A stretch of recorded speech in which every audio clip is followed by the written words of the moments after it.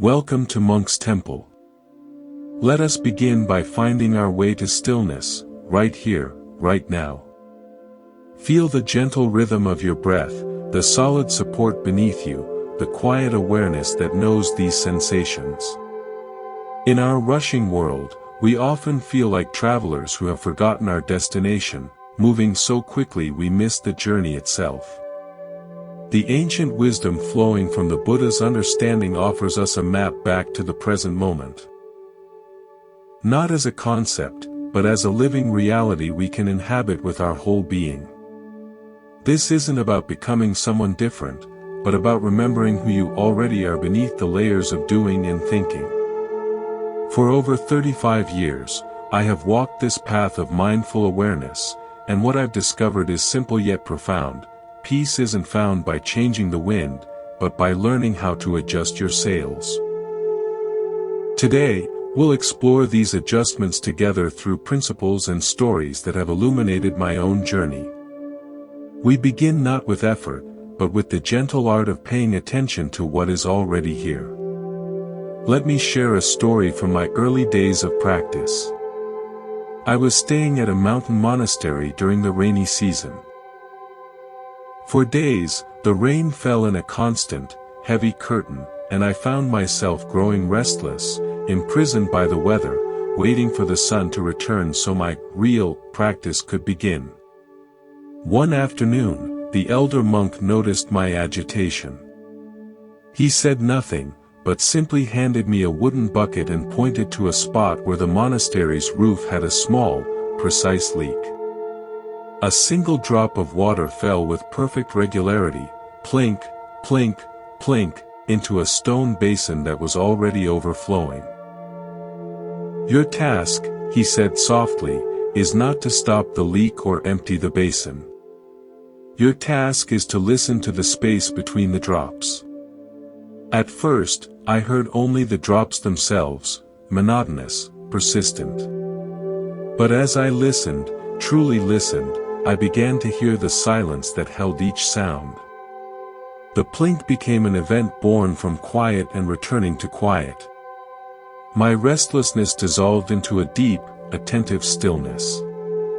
I wasn't waiting for the rain to stop anymore, I was meeting it completely.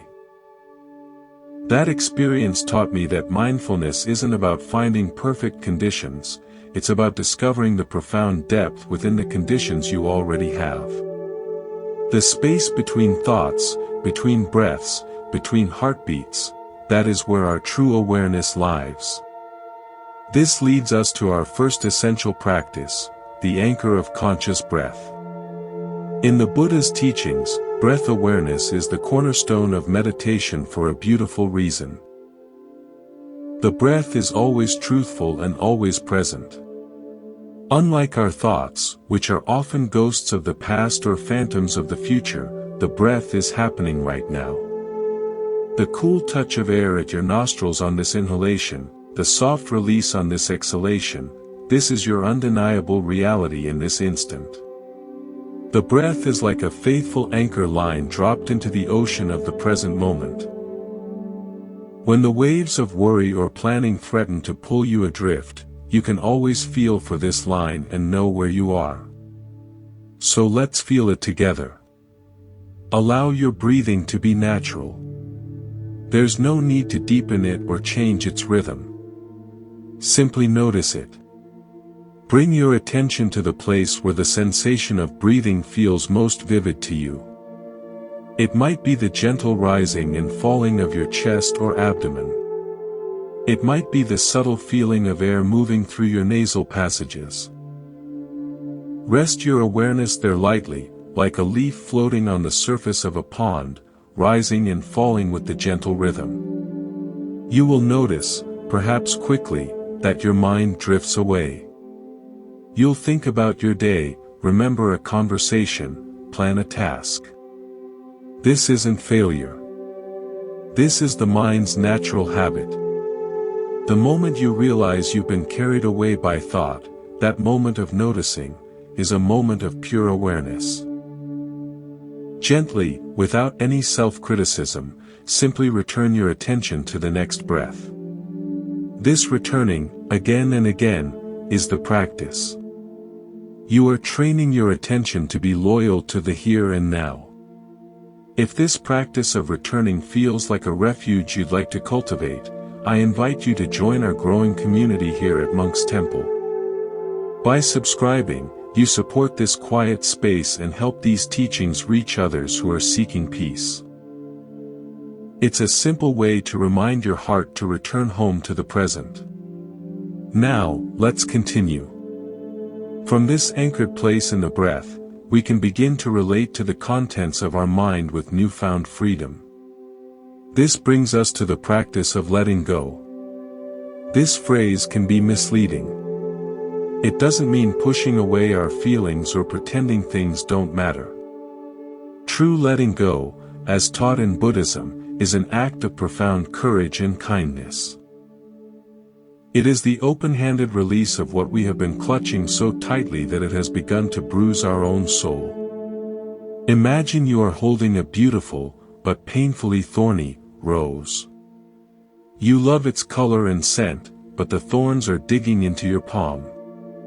Letting go isn't about denying the rose's beauty, it's about setting it down to stop your own bleeding. The Buddha taught that suffering arises from attachment, our desperate grip on how we want people, situations, and even ourselves to be.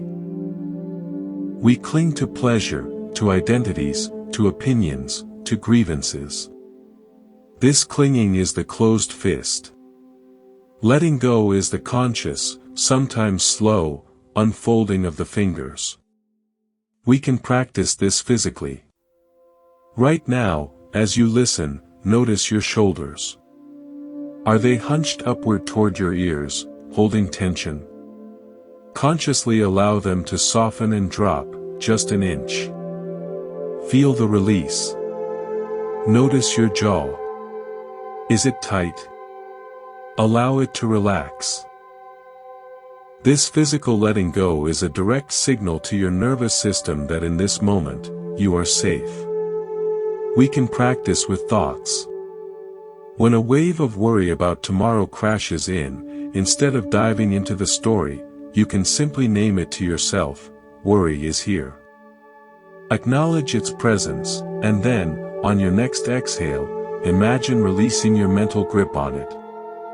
You are not the warden of your thoughts, responsible for locking them up.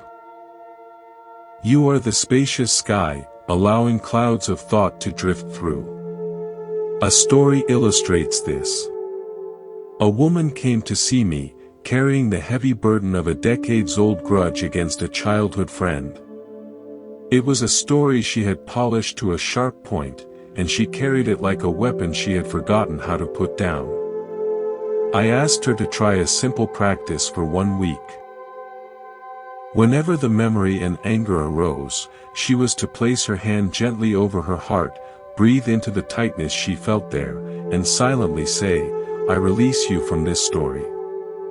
She was not forgiving the action, nor was she condoning it. She was releasing her own tight grip on the pain. When she returned, she looked lighter. The memory still comes, she said, but it's lost its power. It's like a book I've read too many times. I know the plot, but I don't have to live inside it anymore. I put the book down. That is letting go. It is setting down the heavy book of a fixed story and walking free in the present. This practice of inner release naturally extends to how we move through our world, which brings us to walking meditation. We often treat walking as mere transportation, a means to an end. But in the Buddhist tradition, walking can be a profound meditation in motion, a way to ground awareness in the body and the earth. It is called kinhin, and it transforms a simple act into a sacred ceremony. You can try this anywhere. Begin by standing still. Feel the contact of your feet with the floor. Take a few conscious breaths. Now, begin to walk very slowly, much slower than your normal pace. Lift one foot with full awareness. Notice the subtle play of muscles, the shift of weight. Move it forward deliberately and place it down, feeling the heel, then the ball, then the toes make contact. Feel the weight transfer as you lift the back foot. There is no destination. The purpose is to know, I am lifting, I am moving, I am placing. Let your breath find its natural rhythm with your steps. Your mind will wander into thought. When you notice, just gently return to the sensations in your feet and legs. You are not walking to get somewhere, you are walking to be fully where you are. I remember guiding a group on a walking meditation through a city park. A man in the group, a busy lawyer, was initially frustrated by the slowness. He was used to striding with purpose. But as we continued, his pace began to match the group's. Afterwards, he shared, I walk through this park every day on my way to court. I'm always rehearsing my arguments. Today, for the first time, I felt the give of the grass. I saw the intricate pattern of a spiderweb between two branches, glistening with dew. I heard 3 different bird calls I never noticed before. I arrived at the bench at the end of the path feeling more arrived than I've ever felt at my office. Walking meditation re-enchants your world. It reminds you that you are an embodied being in a sensory world, not just a thinking machine on legs. Let us continue from where we left off, having established an anchor in the breath, practice the gentle art of release, and learn to walk in mindful presence. These practices ground us in our own being. Now, let us explore how to extend this quality of attentive care into how we nourish ourselves and relate to others. This brings us to the beautiful practice of mindful eating. In our hurry, eating has become automatic, something we do while working, watching, or scrolling. We consume calories but often starve our spirit of the experience. The Buddha encouraged his followers to eat with reflection, to see food clearly for what it is. Not a commodity, but a miraculous convergence of elements, labor, and life, coming together to sustain your own. This practice begins before the first bite. Pause. Look at your food. See the colors, the shapes, the textures. Consider the journey it took to arrive on your plate, the sun and rain, the soil, the hands that planted, tended, harvested, transported, and prepared it. You might offer a silent moment of gratitude. This isn't a religious ritual, but a human one, connecting you to the vast web of life of which you are a part. Then, engage your senses. Inhale the aroma. Notice how it makes your mouth react. Now, take a first, small bite. But do not chew immediately. Let the food rest on your tongue. Explore the initial burst of flavor, the temperature, the texture. Then, begin to chew slowly. Chew until the food becomes almost liquid. Notice how the flavors evolve and change. Notice the impulse to swallow. Eating in this way, you are not just feeding a body, you are engaging in a profound act of communion. You are literally taking the world into yourself and transforming it into life, with full awareness. You also begin to hear your body's true signals of hunger and satiety, eating until you are nourished, not simply until the plate is empty or a clock says it's time. A personal story comes to mind. For many years, I ate my meals in the traditional monastic silence. When I first returned to living in the wider world, the noise of family dinners felt jarring. I missed the depth of my silent practice. So I created a small ritual. For the first 3 bites of any meal, no matter where I was, I would eat in complete mindfulness, even if conversation swirled around me. Those 3 bites became my anchor. They grounded me in the sensory reality of nourishment. After those 3 bites, I could engage in conversation while still maintaining a subtle thread of awareness on the taste and texture of my food. It taught me that mindfulness isn't about perfect, isolated silence, it's about weaving threads of conscious attention into the rich, noisy tapestry of ordinary life. From nourishing the body with awareness, we turn to nourishing the heart with intention. This is the practice of loving-kindness meditation, known in the Buddhist tradition as metta bhavana. If mindfulness is the clear, still water of a lake, loving-kindness is the warm, nurturing sunlight that shines upon it. It is the deliberate cultivation of a friendly, benevolent heart. We often find it easiest to feel this for those we already love and hardest to direct it toward ourselves and those who challenge us. So we begin at the source, with ourselves. Find a comfortable, settled posture. Bring a gentle hand to your heart center, if it feels natural. Bring yourself to mind, not an idealized self, but the you sitting here now, with all your complexities. Silently, in the quiet of your inner voice, offer these phrases. Don't force a feeling, simply plant the intention like a seed. May I be safe from inner and outer harm. May I be healthy and strong in body and mind. May I be truly happy and deeply content. May I live with ease and kindness. Repeat them slowly. If your mind resists, saying, I don't deserve this, simply notice that thought with compassion and return to the phrases.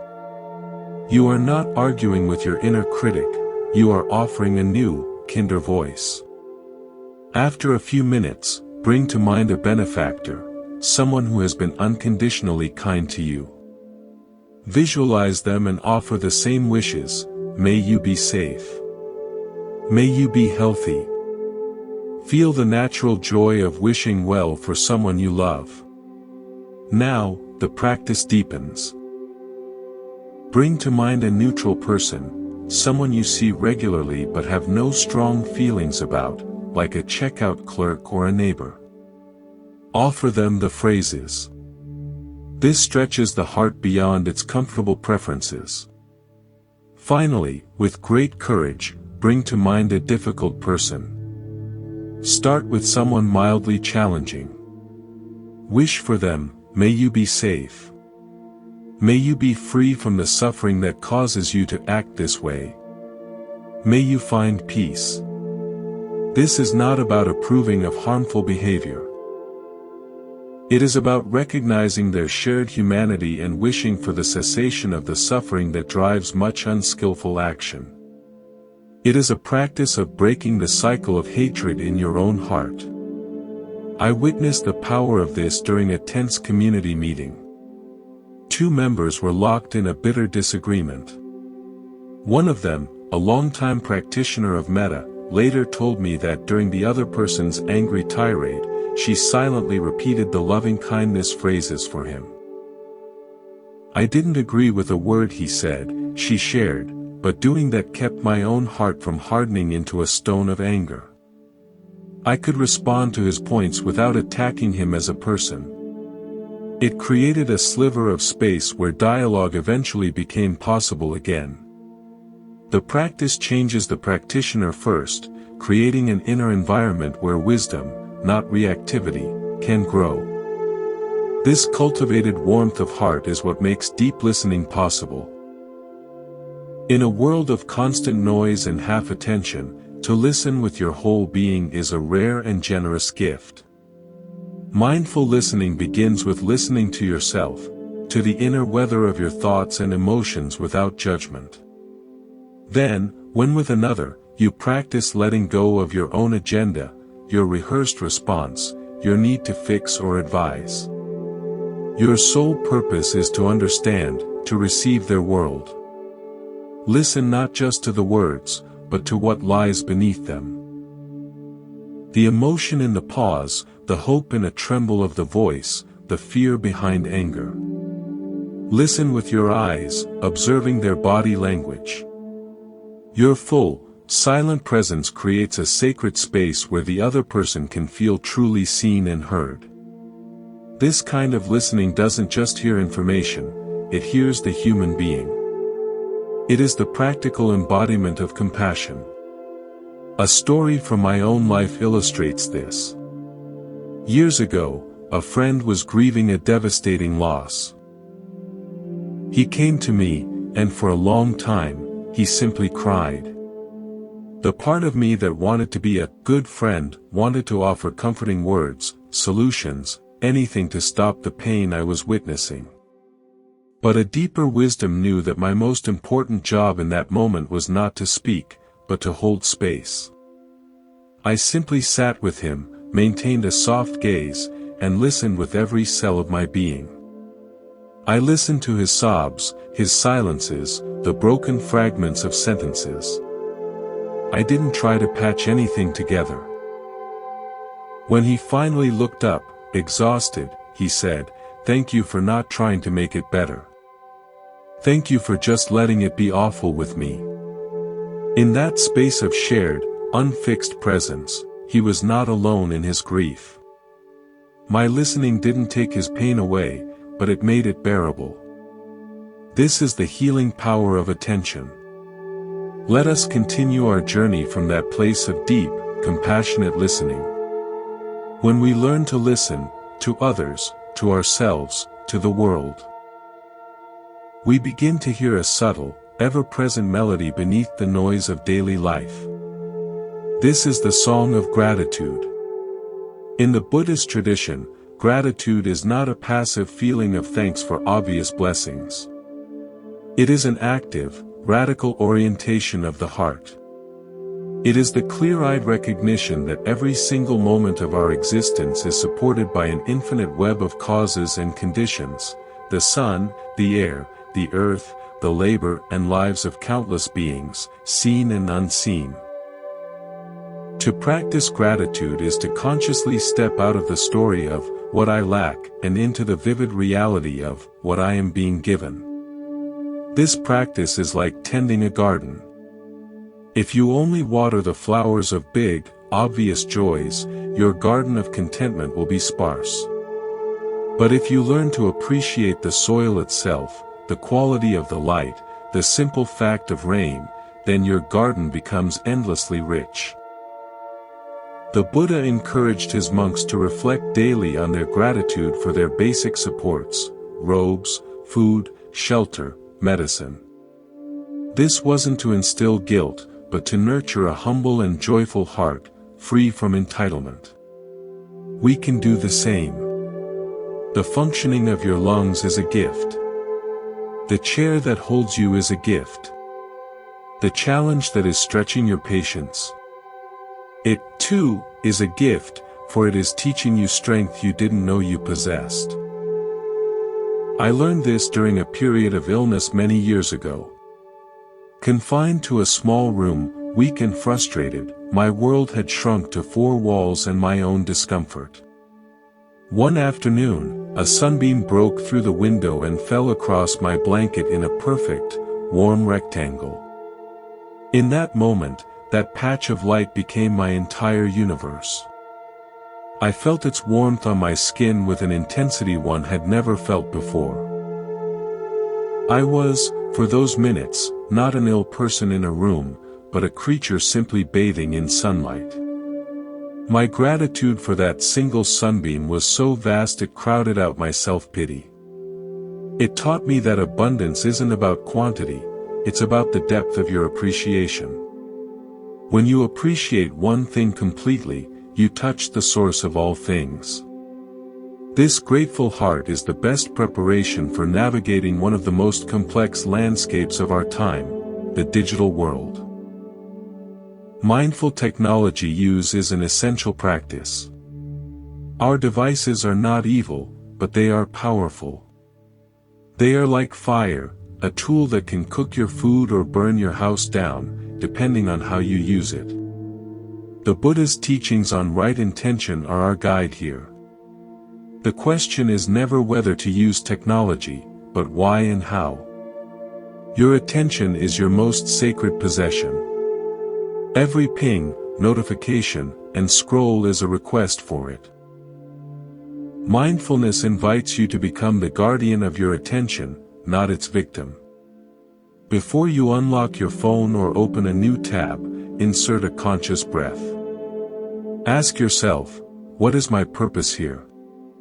Is it conscious connection, specific learning, or necessary work? Or is it a reflexive escape from boredom, anxiety, or a moment of silence? That one breath creates a critical gap between impulse and action. In that gap, your choice is born. Consider your digital diet as you would your food. Does this stream of information nourish your mind or poison it? Does it create understanding or division? Calm or agitation? You have the right to curate what you consume. Furthermore, create digital sanctuaries. Let your meals be device-free. Let the first hour of your morning and the last hour before sleep be sacred spaces for the analog world, for breath, for reading a physical book, for conversation with loved ones, or for simple stillness. Your bedroom should be a temple for sleep and intimacy, not a satellite office. A helpful metaphor is to see your mind as a clear mountain lake. Every time you engage with technology on autopilot, it's like tossing in a handful of mud. The waters become cloudy. Our practice is to let the mud settle, to take regular digital fasts, to spend time in nature, to engage in offline hobbies, so the waters can become clear again. Then, when you do engage, you do so with clarity and choice, tossing in only a single, intentional pebble, watching its ripples with awareness. From the realm of screens, we return to the most fundamental ground of our being, the wisdom of the body. We live so much in our heads that we become tourists in our own flesh. Mindfulness, in its fullest sense, is somatic. It is about inhabiting your body fully, listening to its intelligence. The body never lies. It speaks in the language of sensation, tension, ease, and energy. A beautiful way to reconnect is a simple body scan. You can do this now. Gently bring your attention to the top of your head. Simply feel whatever sensations are present, tingling, warmth, pressure, or perhaps no distinct sensation at all. Just notice. Without any judgment, slowly move your awareness down through your body, your forehead, your eyes, your jaw, your neck and shoulders. Feel the weight of your arms, the aliveness in your hands. Continue down through your torso, your hips, your legs, all the way to the soles of your feet. You are not trying to relax or change anything. You are simply taking a slow, friendly tour of your own living territory. This practice grounds you instantly. When anxiety is a storm in your mind, feeling the solid presence of your feet on the floor can be the anchor that holds you steady. A story illustrates this power. A musician, plagued by debilitating stage fright, came for guidance. Her mind would spiral into catastrophic thinking before performances. We worked on a very simple practice, feeling her feet. Backstage, in the wings, even as she walked to her seat at the piano, her sole task was to feel the contact of her shoes with the floor. She reported later, it didn't make the fear disappear. But it gave me a place to stand outside of the fear.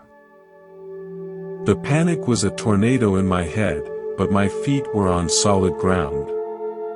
I could play from that ground. The body is your anchor to the real, the immediate, the now. Now, let's deepen our understanding with a few more original stories, parables that carry truth in their simple folds. A young carpenter was tasked with building a fine cabinet. He selected a beautiful oak board, but it had a slight, stubborn warp. He fought with it for days, using clamps and weights, trying to force it straight, only to have it spring back. Frustrated, he went to the master. The master looked at the board, ran his hand along its curve, and said, "Don't fight the warp. Use it. Make it the cabinet's back panel. The curve will allow room for the chords and give it depth. The flaw will become its hidden strength." The young carpenter did so, and the cabinet was more beautiful and functional for it. Our perceived flaws. Our anxieties, our past wounds, our quirks, are not just things to be forcibly straightened. When accepted and understood, they can become the source of our unique depth, compassion, and strength. A student, seeking peace, asked his teacher why his mind was always so turbulent, even in meditation. The teacher filled a cup with tea to the very brim. "Hold this," he said. He then began to talk about the student's anxieties, his finances, his relationships, his health. As he spoke, he gestured wildly, his hands flying about. The student, holding the full cup, became increasingly agitated, trying desperately not to spill a drop. "Teacher, please," he cried. "I'm going to spill the tea." The teacher stopped. "And so it is," he said calmly.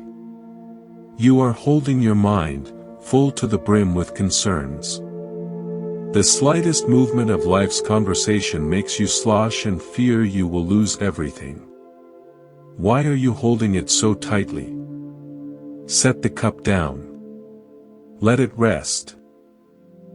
Then, the storm can pass, and not a drop will be lost." We often hold our identities, our reputations, our possessions so tightly that the normal movements of life cause us immense anxiety. The practice is to set it all down in our awareness, to hold it all lightly, so we can engage with life freely, without the constant fear of spilling. Let us continue our exploration from the grounded wisdom of the body and the clarity of a grateful, digitally aware mind. We've built a foundation of presence. Now, let's look at how we meet the inevitable challenges of life, not as obstacles to our peace, but as the very material from which peace is forged. This brings us to working with difficult emotions. In the Buddhist teachings, emotions are not enemies. Anger, fear, sadness, jealousy, they are not flaws to be eradicated, but energetic weather patterns passing through the vast sky of our awareness. The problem is not the emotion itself, but our identification with it, our tendency to become the storm instead of observing it from the shelter of mindful awareness. Imagine a clear mountain lake. A storm comes. The wind whips the surface into frothing waves, the rain pelts down, the water becomes murky with stirred sediment. From within the lake, it is a chaotic, terrifying experience. But if you could rise above it, to the perspective of the mountain itself, you would see the storm for what it is, a temporary phenomenon playing out on the surface. The depths of the lake remain still, and the lake itself is not fundamentally damaged. Our practice is to cultivate that mountain's perspective. When anger arises, instead of thinking, "I am angry," we can learn to note, anger is present. This small shift in language creates a critical separation between our core awareness and the passing emotional energy. Here is a simple practice. When you feel a strong, difficult emotion, try to locate it in your body. Where do you feel it? Anger might be a tight heat in the chest or jaw. Anxiety might be fluttering in the belly or tension in the shoulders. Bring your full, gentle attention to those physical sensations. Breathe into them. Explore their texture, their temperature, their edges. By dropping out of the story in your head, "He wronged me. This is terrible," and into the pure sensation in the body, you do two things: you ground the emotion in the present moment, and you stop feeding it with mental narratives. You are allowing the storm to rage on the surface while you rest in the deeper, calmer waters of your being. The emotion, felt fully and mindfully without resistance, will often change, dissipate, or reveal a deeper, more vulnerable feeling beneath it. A story from my own practice illustrates this. In my younger years, I had a mentor whose criticism, though often useful, could feel sharp and personal. One particular piece of feedback stung deeply. A burning wave of shame and defensiveness rose up.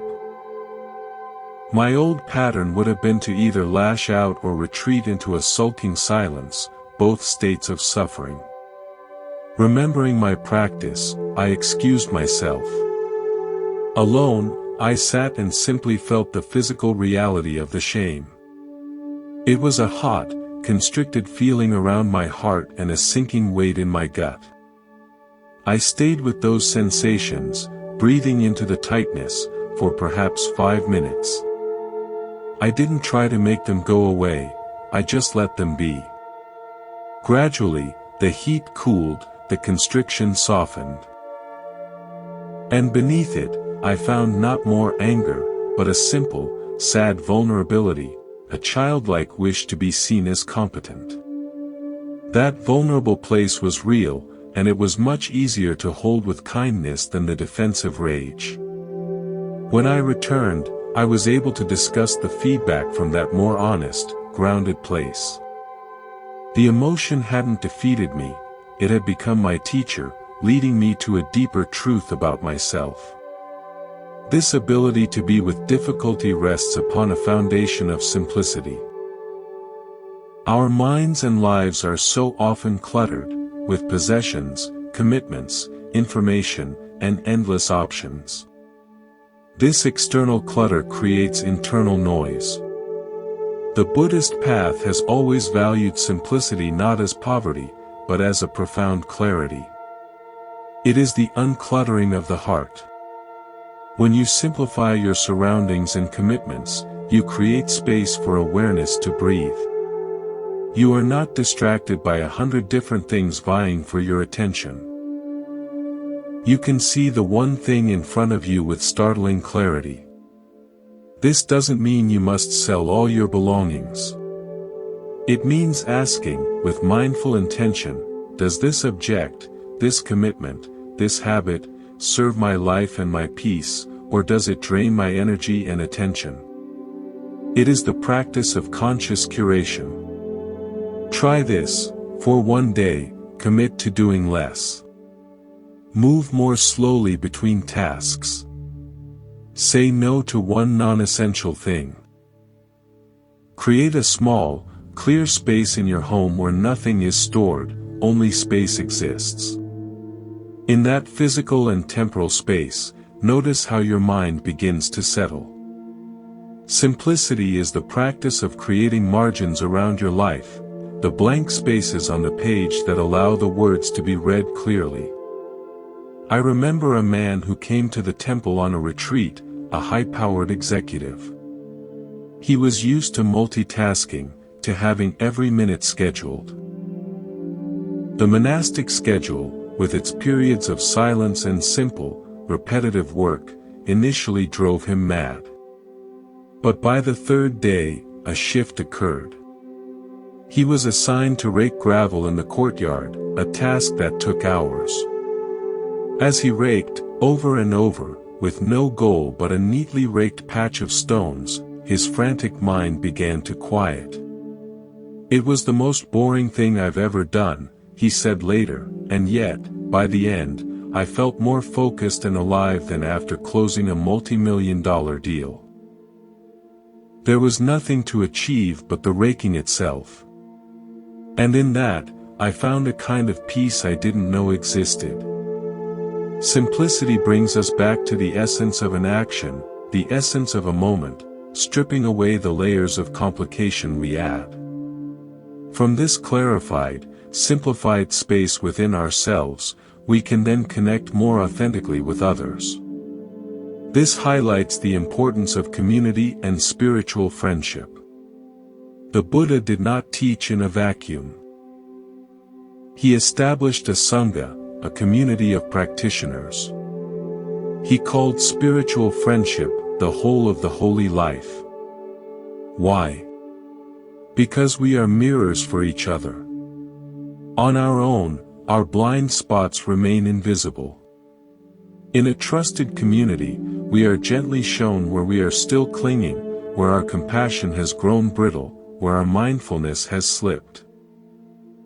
A true spiritual friend is not someone who always agrees with you, but someone who supports your highest intention for awakening, even when it means kindly pointing out your unconscious habits.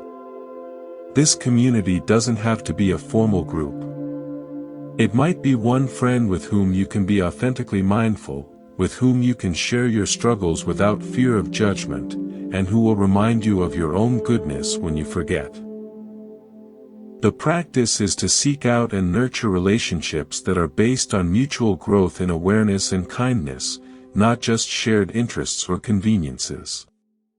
Let me share a final parable for this part of our journey. Two streams originated from the same mountain spring. One stream decided it must reach the ocean as quickly as possible. It cut a straight, forceful path, pushing rocks out of its way, ignoring the meadows. It moved fast, but its waters were always churned and muddy. The other stream did not hurry. It meandered. It allowed itself to be shaped by the land, creating gentle curves, pooling in places to nourish willow trees, letting the sun touch its clear depths. It moved slowly, but its waters were crystal clear, and it brought life to everything it touched. A traveler, drinking from both, found the water from the first stream gritty and unsatisfying. From the second, it was sweet and refreshing.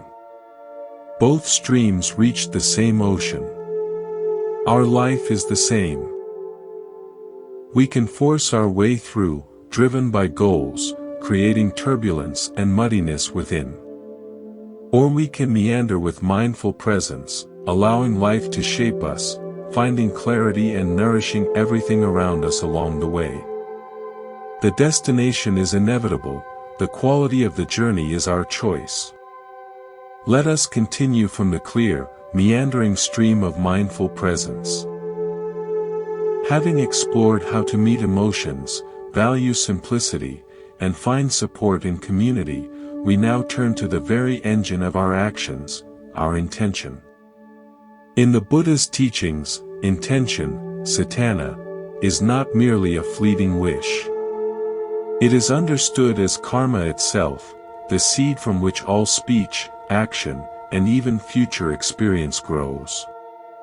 Before you move, before you speak, there is a tiny, often unnoticed, movement of the mind, a leaning toward or away from something. This is the birthplace of your world. Mindful intention is the practice of bringing the light of awareness to this birthplace, so we may plant seeds consciously, rather than by the haphazard winds of habit and reaction. Your day is a field. Each action, each word, is a seed you plant. Mindless gossip plants seeds of discord. An act of hidden kindness plants seeds of connection. A moment of patience in traffic plants seeds of inner peace. The practice is to pause, especially at the beginning of an activity or interaction, and ask silently, what is my deepest intention here? Is it to be right, or to understand? Is it to get something, or to connect? Is it to escape discomfort, or to meet it with courage? You don't need a grand spiritual intention for everything. My intention is to wash this dish with full attention, is a perfect, sacred seed. My intention is to listen to my partner with an open heart, transforms an ordinary conversation. By setting the intention, you align your energy before the action even begins, like a gardener carefully choosing which seeds to place in the soil.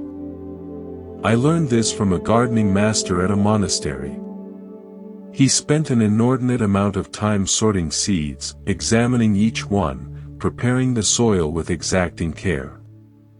The actual planting seemed quick in comparison.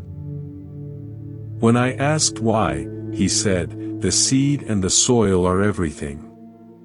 The plant is just the seed's intention unfolding. If you are careless here, you will spend all season fighting weeds and weakness. Be careful at the beginning, and the middle takes care of itself." Our days are the same. A day that begins with the conscious intention for patience and kindness will unfold differently than one that begins in hurried distraction. Try it tomorrow. Before you get out of bed, take 3 breaths and set one simple intention for your day. Today, I intend to be present. Carry that like a gentle touchstone in your pocket. See how it quietly influences the moments that follow. This careful attention to intention naturally leads us to one of the most profound and misunderstood insights of Buddhism, the nature of self. We spend our lives building and defending a solid, persistent me. A collection of memories, opinions, roles, and possessions. We believe this me is the thinker of our thoughts and the feeler of our feelings. The Buddha's radical teaching of anatta, or not self, is not a claim that you don't exist. It is an invitation to investigate what you truly are. It suggests that what you call me is more like a river than a statue, a flowing, changing process of body, sensations, perceptions, mental formations, and consciousness. There is no fixed, central commander inside. There is a dynamic, interdependent assembly. Why is this practical? Because so much of our suffering comes from defending a fixed idea of who we are. I'm a person who gets angry easily. I'm a failure. I'm so smart. We take a temporary state or a past story and cement it into an identity. Then we feel we must protect this fragile statue from the eroding flow of life. The practice is to loosen this grip. When a thought arises, instead of thinking, "I am angry," notice, anger is thinking. See if you can find the angry you. Is it in your head? Your heart? Or is there just the sensation of heat and the thought, "This is unfair," flickering in awareness? This investigation, done with gentle curiosity, not a cold, analytical dissection, brings a tremendous sense of freedom. You are no longer a prisoner of a static story. You are the spacious, aware capacity in which the ever-changing story of a life unfolds. A story illustrates this. A renowned potter was famous for his exquisite, delicate vases. A student asked him his secret. The potter said, "I do not make the vase. I collaborate with the clay. My job is to be so attentive that I can feel the moment when the clay, on the wheel, wishes to become a vase. I simply help it into that form. If I go in with my own rigid idea of what my vase should be, I fight the clay, and the form is weak." The secret is to forget yourself and become one with the process. Our lives are the clay. When we stop trying to force them into the rigid shape of my life story, and instead become intimately attentive to the unfolding process itself, the sensations, the feelings, the changing circumstances, we find a graceful collaboration with existence. We are not making a statue called me. We are dancing with the clay of experience. From this understanding of fluidity and process, we can build a practical framework for our daily life. This is integrating practice into daily life. Mindfulness is not a separate activity you do for 20 minutes a day. It is a quality you bring to all activities. The goal is to erase the line between meditation and life. Here are simple ways to weave the threads we've explored into your day. Morning anchor. Upon waking, before you check your phone, take 1 minute. Feel 3 breaths. Set a simple intention for the day. Ritualize routine. Choose one routine activity: showering, making coffee, brushing your teeth. For those few minutes, let that be your entire universe. Feel the water, smell the coffee, notice the bristles on your teeth. This is meditation. Pause points. Set gentle reminders to pause. Perhaps every time you walk through a doorway, feel your feet on the floor for 1 breath. Or before you eat, pause for 10 seconds of gratitude. Listen as practice. In your next conversation, make it a game. Can you listen so completely that you forget what you're going to say next? Evening reflection.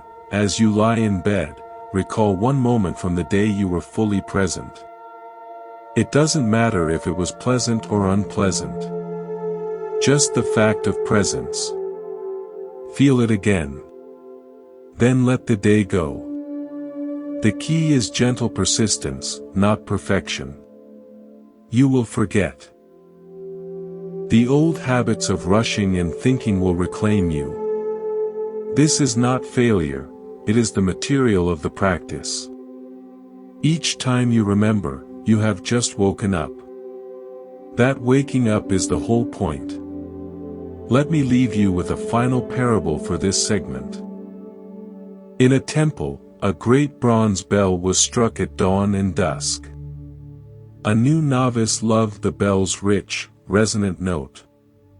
He would sit and wait for it, and for that one moment, he felt peaceful. The rest of the day, his mind was chaotic. He asked the bellmaster, "How can I make the peace of the bell last all day?" The master said, "You are listening to the wrong thing." The next morning, the master struck the bell. As the magnificent note faded, he raised his hand. The novice listened. The note vanished into a deep, vibrant, humming silence. There, the master whispered, "The bell's note is a beautiful event. But the silence that holds it, that is always here. Your chaotic thoughts are like the bell's note. They arise and fade. Your awareness is the silence that holds them. Stop chasing the note. Rest in the silence that is already present." Our practice is not to create moments of perfect peace amid chaos. It is to recognize that the aware, silent space that knows both peace and chaos is itself our unchanging nature.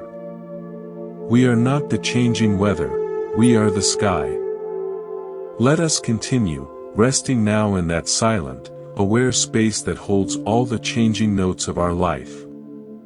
From this grounded perspective, we can explore how our practice naturally flowers into action and how we relate to the most fundamental law of existence. We begin with compassion in action. Mindfulness, when it matures, is not a passive state of observation. It is a dynamic, caring responsiveness. In the Buddhist tradition, this is karuna, the heartfelt wish to alleviate suffering, coupled with the wisdom to know how to help. It is the natural movement of an open heart upon seeing pain, whether in yourself or another. But it must be paired with wisdom, or it becomes burnout or misguided interference. True compassion is not about carrying the other person's burden for them. It is about offering your steady presence and support as they find their own strength. Think of compassion as a bridge. On one side is the suffering you witness. On the other side is a state of greater ease. Your mindful presence is the bridge itself, stable, grounded, offering a way across. You do not need to be on the other side pulling them, nor do you need to be back on the shore of suffering with them, drowning in empathy. You stand as the bridge. This might look like listening without offering unsolicited advice. It might look like performing a simple, practical act of kindness without fanfare. It might look like setting a healthy boundary with love, because enabling harm is not compassion. The Buddha was called the Great Physician. He diagnosed the human condition, suffering, and offered a treatment plan, the Dharma. His compassion was expressed through clear, practical teaching, not through emotional entanglement. I witnessed this embodied compassion in a nurse who frequented our temple. Her work in a hospice was emotionally draining. She said she used to take on the grief and fear of her patients and their families, leaving her depleted. Then she began a simple practice. Before entering a room, she would pause at the door, feel her feet on the ground, and silently set the intention, "May I be a clear, calm space for whatever is here." She said this transformed her work. I stopped trying to fix the unfixable or take away their pain. I just became really present with it. Sometimes that meant just sitting in silence, sometimes it meant adjusting a pillow. But because I wasn't carrying their pain inside me anymore, I had more genuine warmth and energy to offer. I was the bridge, not another person lost in the river. Compassion in action is sustainable when it flows from the well of your own centered presence. This clear-eyed compassion is only possible when we have made friends with a central truth the Buddha emphasized: impermanence, anicca. Everything that arises passes away. Every sensation, every thought, every feeling, every season, every life. We know this intellectually, but our hearts rebel. We build our identities on things that are inherently unstable: our youth, our health, our relationships, our achievements, and then we suffer when they inevitably change. The practice of mindfulness is, in a deep way, the practice of becoming intimate with impermanence at a cellular level. It is watching the breath come and go. It is noticing a mood arise, linger, and fade. It is observing a pleasurable taste vanish. This isn't morbid, it is incredibly liberating. When you stop demanding that life be static, you begin to dance with its flow. Try this contemplation. Look at your hand. See it not as a fixed object, but as a process. Cells are dying and being reborn. Blood is pulsing. Energy is flowing. It is an event, not a thing. The hand you had as a child is gone. The hand you have now is changing. This is true for everything you hold dear. When you internalize this not as a theory, but as a lived experience in meditation, a great weight lifts. You stop clinging so desperately to the riverbank and learn to float in the current. You appreciate the cherry blossom precisely because it is fleeting. You love more deeply because you know nothing is guaranteed. Impermanence is the secret door to profound gratitude and non-attachment. A story that shaped my understanding came from a forest monk. He had a beautiful, rough-hewn wooden bowl that he used for alms food for decades. One day, it split clean in two. I expected a moment of sadness. Instead, he picked up the two pieces, examined them with a smile, and said, "I knew you were not mine forever. You served me well. Now your form changes." He then used the pieces as firewood to boil water for tea. There was no sentimentality, but there was a deep, respectful love and a total acceptance of the natural law. He was in harmony with Anika. His peace was not dependent on the bowl's continued existence.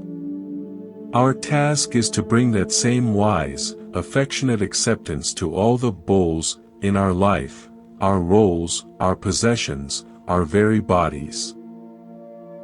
From the deep acceptance of change springs a quality that is sometimes overlooked on a spiritual path, joy, mudita. This is not the fleeting happiness of getting what you want, but a resilient, appreciative joy that exists independent of conditions. It is the joy of being aware, of being alive, of participating in the mystery of existence. It is the joy the monk felt in his simple daily rituals. It is the joy of a mind unburdened by hatred and regret.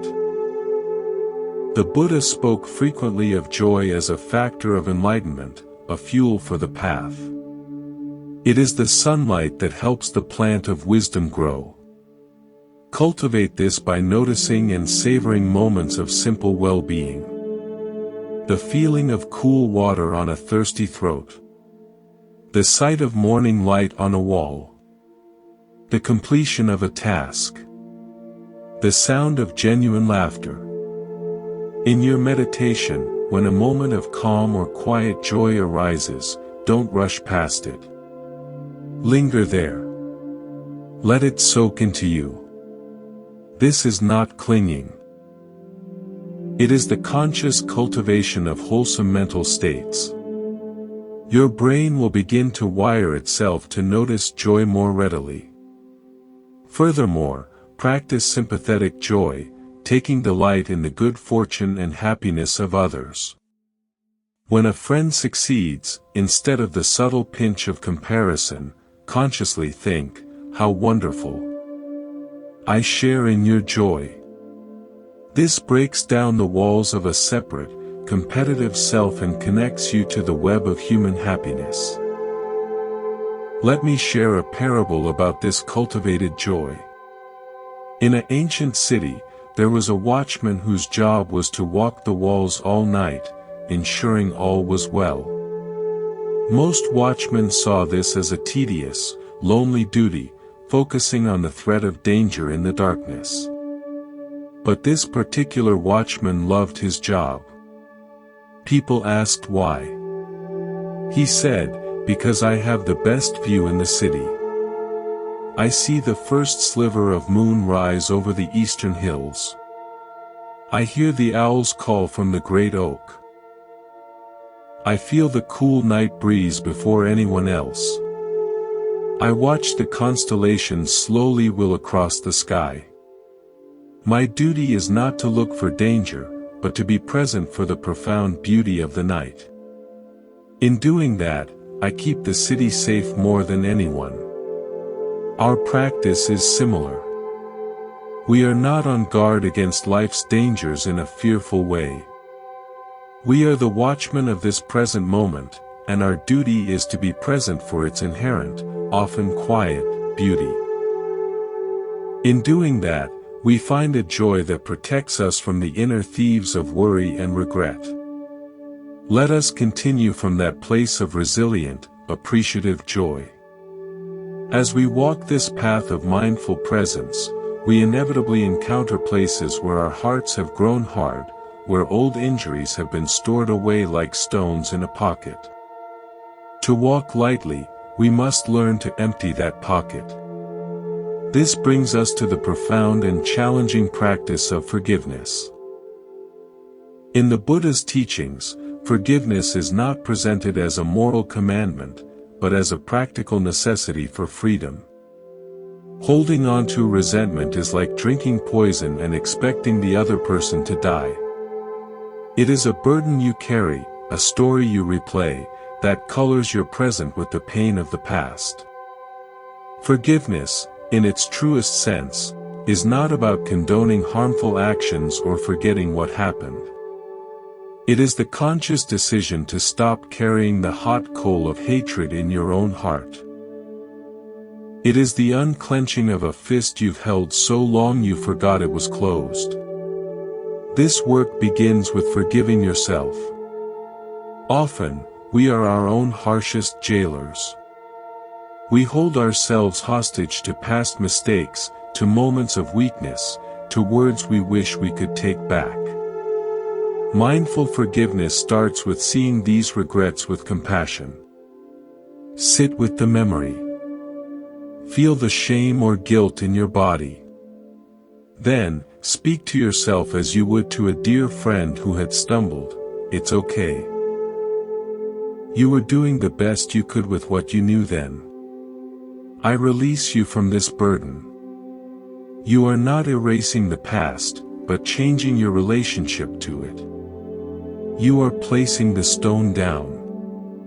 Forgiving others follows a similar, often slower, path. It is not a one-time event, but a process. It begins with the honest acknowledgement of your hurt. Feel it fully, without adding to the story. Then, you might try a meditation where you visualize the person who hurt you. See them not as a monster, but as a human being who, in their own confusion and suffering, caused harm. Silently offer them a phrase of release. For the pain you caused me, whether knowingly or unknowingly, I release you. I free myself from this burden. You do not need to tell them. This is an internal act of liberation. It returns your power from the past to the present, where you can choose how to live now. I remember a woman who came to our temple carrying the heavy stone of betrayal by a business partner. It consumed her thoughts. We worked with a forgiveness practice. She was not ready to wish the person well, so we started with a more accessible intention: may I be free from the prison of my own anger. She repeated this daily. Weeks later, she reported a shift. I was driving, she said, and his name came to mind. Instead of the usual tightness in my chest, I felt nothing. Just space. The story was there, but it had lost its emotional charge. It was like a book on a shelf I no longer needed to read. I hadn't forgiven him for his sake, I had forgiven him for mine, so I could stop living in that old, painful chapter. Forgiveness is the ultimate act of self-care, reclaiming the energy bound up in resentment and returning it to your life now. To do this deep work of release, we must have a source of true restoration. This is not mere sleep, but the practice of deep rest. In a world that prizes productivity, rest is often seen as laziness. But from the perspective of mindfulness and the Buddha's middle way, rest is sacred. It is the necessary balance to wakeful effort. It is the allowing mode that complements the doing mode. Deep rest is a state of conscious, wakeful relaxation where the body is allowed to repair and the mind is allowed to settle into its natural, quiet state. It is different from collapsing in exhaustion or numbing out with distraction. It is a gentle, intentional surrender. You can practice this in a simple lying down meditation. Lie on your back, if comfortable, with your arms slightly away from your body, palms up. Allow your body to be completely supported by the floor or bed. Starting with your toes, consciously invite every muscle, every cell, to soften and release its holding. Move slowly up through your feet, ankles, calves, knees, thighs, hips, abdomen, chest, back, shoulders, arms, hands, neck, and face. Feel as if you are melting into the earth. Then, bring your awareness to your breath, but don't control it. Simply let it happen, as if the universe were breathing you. Stay here for 10 or 20 minutes. In this state, you are not trying to achieve anything, not even mindfulness. You are simply allowing everything to be as it is. This is a profound reset for the nervous system. It is in these depths of rest that insight often bubbles up and true healing occurs. A modern parable speaks to the necessity of this rhythm. In a village, there were two wells. The first was used constantly from dawn till dusk.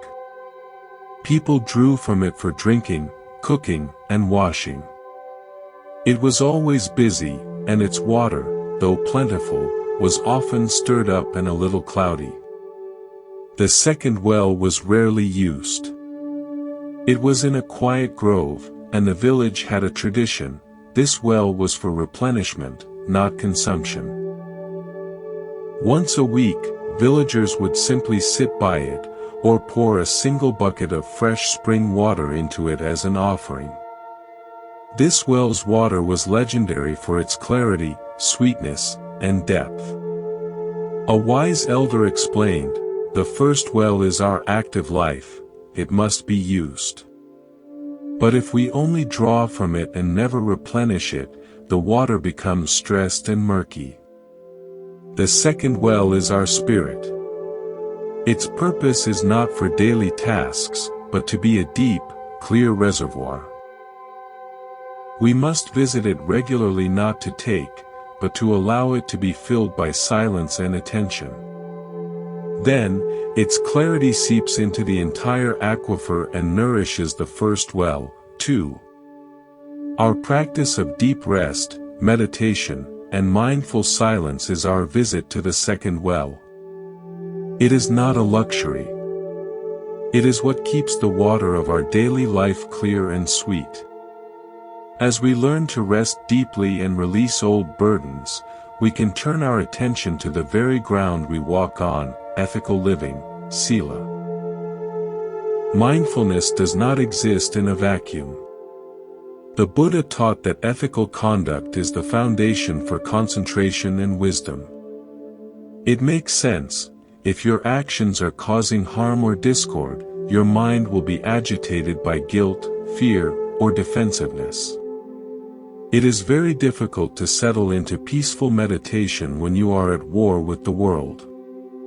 Ethical living, in this context, is not about rigid rules, but about principles of non-harming that create inner and outer harmony. The classic guidelines are to refrain from harming living beings, from taking what is not given, from harmful speech, from sexual misconduct, and from intoxicants that cloud the mind. We can frame these positively as mindful commitments. I commit to cultivating compassion. I commit to practicing generosity and respect for the property of others. I commit to speaking truthfully and kindly. I commit to acting with respect and care in my relationships. I commit to nurturing clarity of mind. When you live in alignment with these principles, you create a life that is inherently less stressful. You don't have to look over your shoulder. Your mind is not tangled in webs of deception or regret. Your conscience is clear. This clear conscience is the fertile, well-tilled soil in which the seeds of mindfulness and wisdom can take deep root and flourish. It is the ultimate preparation for peace. Welcome to this final part of our journey together here at Monk's Temple. We have traveled far, from the anchor of the breath to the open sky of awareness, through gardens of gratitude and thickets of difficult emotion, across bridges of compassion and into the deep wells of rest. We have explored intention, forgiveness, and the ethical ground that supports our every step. Now, let us gather these threads and weave them into the fabric of a life lived not on autopilot, but with conscious, caring attention. This final segment is about integration and the continuous path. Mindfulness is not a summit to be reached, where you plant a flag and declare yourself done. It is a path, a direction in which you walk for the rest of your life. The moment you think, I have achieved mindfulness, you have stepped off the path and onto the dead end of a concept. The beauty is in the walking itself, in the perpetual rediscovery of the present moment. Some days the path will be a sun-dappled forest trail, and your step will be light and joyful. Other days, it will be a steep, rocky climb in the fog, and your only task will be to feel the very next secure placement of your foot. Both are the path. The practice is to walk it, regardless of the weather. Integration means there is no separate meditation time and life time. The sitting meditation, the walking meditation, the breathing spaces, these are like training sessions. Their sole purpose is to strengthen your ability to be present so that when you stand up from the cushion, you carry that presence into the kitchen, the office, the traffic jam, the difficult conversation. The goal is for your entire life to become the meditation. Washing a dish becomes an opportunity to feel warm water and observe the mind's commentary. Listening to a colleague becomes an exercise in sustained, generous attention. Even feeling irritation becomes a chance to investigate the heat in your chest and the stories in your mind without becoming them. Life, in all its raw, unfiltered reality, becomes your most profound teacher and your practice ground. So, how do you live this? You remember, and then you forget, and then you remember again. The key is the quality of the remembering. When you realize you have been lost for an hour in obsessive planning or worry, that moment of realization is not a failure. It is a moment of awakening. Celebrate it. That is the practice flowering. Gently guide your attention back. This is the endless, gentle homecoming. To support this, you might establish simple, loving rituals, a morning breath, a mindful cup of tea, a pause at a window to really see the sky. These are not chores, they are whispered love notes to your own awareness, reminding it to come home. I will share one final, personal reflection. After decades of practice, the greatest lesson has been humility.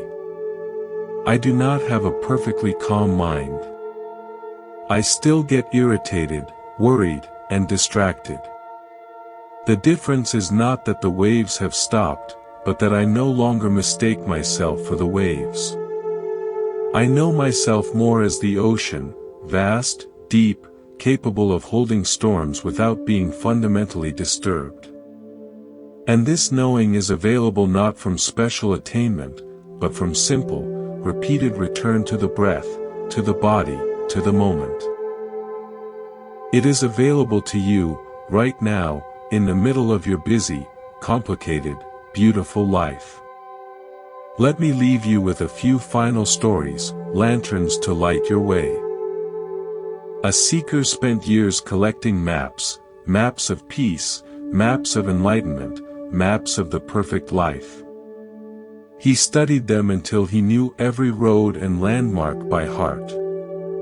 He could describe the terrain of nirvana in exquisite detail. Yet, he was profoundly unhappy. He traveled to see a sage living in a simple hut. The seeker unrolled all his maps, pointing out the routes to happiness.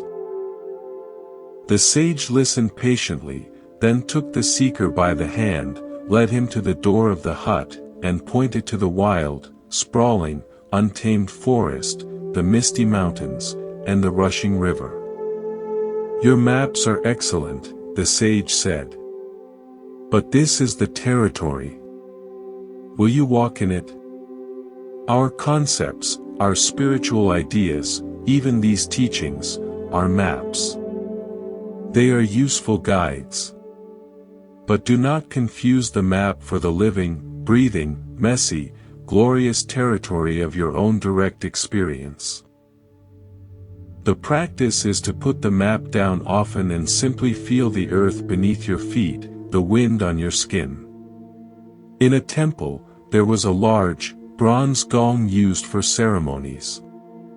Over centuries, it had been struck countless times and had acquired several small dents. A new priest looked at it with dismay.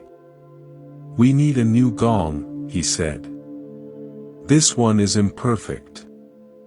Its sound must be flawed." The old master struck the gong. A rich, complex, haunting note filled the hall, vibrating in their bones.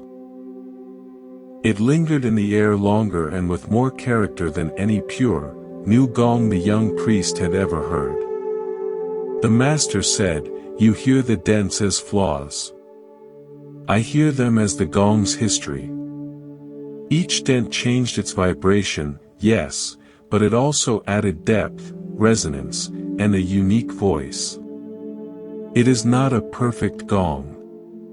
It is a wise gong. Your dents, your losses, your failures, your heartbreaks, are not flaws to hide. They are what give your life its unique timbre, its compassionate depth. Do not wish for a smooth, untarnished surface. Learn to sing with all your dents. And so, we come to a close. Remember, the peace you seek is not a distant prize. It is the aware, open space that is listening to these words right now. It is the silence between your thoughts. It is the feeling of being here, before any problem is solved or any goal is achieved. You are already home. The practice is simply to notice that, again and again. Thank you for walking this path with me. May you carry from this time a gentle curiosity, a kinder heart, and a willingness to meet each moment as it is. May you be a beacon of calm in your own life, and by extension, in our world. From all of us at Monk's Temple, thank you for listening. May you be well. May you be happy. May you be at peace.